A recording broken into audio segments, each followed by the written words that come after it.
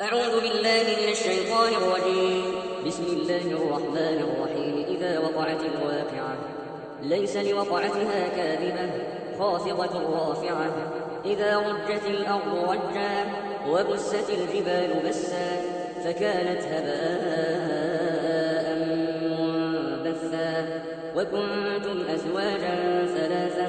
فأصحاب الميمنة ما أصحاب الميمنة وأصحاب المشأمة ما أصحاب المشأمة والسابقون السابقون أولئك المقربون في جنات النعيم ثلة من الأولين وقليل من الآخرين على سرر موضونة متكئين عليها متقابلين يطوف عليهم ولدان مخلدون بأكواب وأباريق وكأس من معين لا يصدعون عنها ولا ينزفون وفاكهة مما يتخيرون ولحم طير مما يشتهون وحور عين كأمثال اللؤلؤ المكنون جزاء بما كانوا يعملون لا يسمعون فيها لغوا ولا تأثيما إلا قيلا سلاما سلاما وأصحاب اليمين ما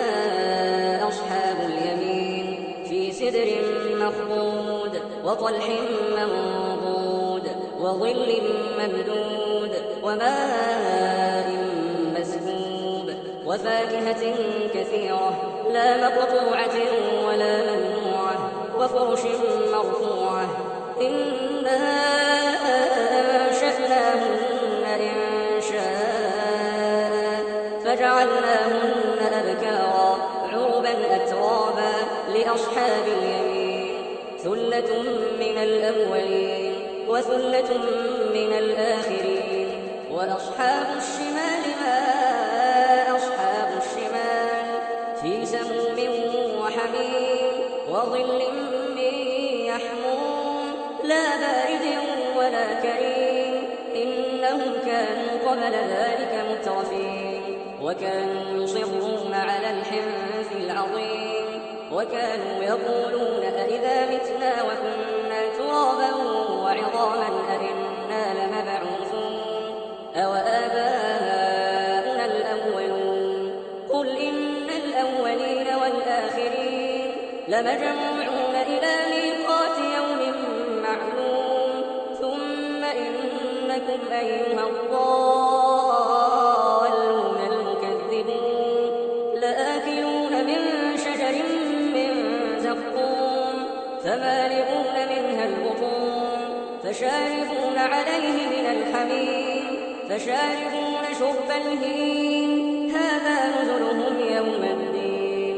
نحن خلقناكم فلولا تصدقون أفرأيتم ما تمنون أأنتم تخلقونه أم نحن الخالقون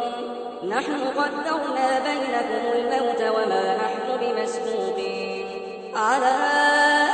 أن نبدل أمثالكم وننشئكم فيما لا تعلمون ولقد علمتم النشأة الأولى فلولا تذكرون أفرأيتم ما تحرثون أأنتم تزرعونه أم نحن الزارعون لو نشاء لجعلناه حطاما فظلتم تفكهون إنا لمغرمون بل نحن محرومون أفرأيتم الماء الذي تشربون أأنتم أنزلتموه من المزن أم نحن المنزلون لو نشاء جعلناه أجاجا فلولا تشكرون أفرأيتم النار التي تورون أأنتم أنشأتم شجرتها أم نحن المنشئون نحن جعلناها تذكرة ومتاعا للمقوين فسبح باسم ربك العظيم فلا أقسم بمواقع النجوم وإنه لقسم لو تعلمون عظيم إنه لقرآن كريم في كتاب مكنون لا يمسه إلا المطهرون تنزيل من رب العالمين أفبهذا الحديث أنتم مدهنون وتجعلون رزقكم أنكم تكذبون فلولا إذا بلغت الحلقوم وأنتم حينئذ تنظرون ونحن أقرب إليه منكم ولكن لا تبصرون فلولا إن كنتم غير مدينين ترجعونها إن كنتم صادقين فأما إن كان من المقربين فروح وريحان وجنة نعيم وأما إن كان من أصحاب اليمين فسلام لك من أصحاب اليمين وأما إن كان من المكذبين الضالين فنزل من حميم وتصلية جحيم إن هذا لهو حق اليقين فسبح باسم ربك العظيم.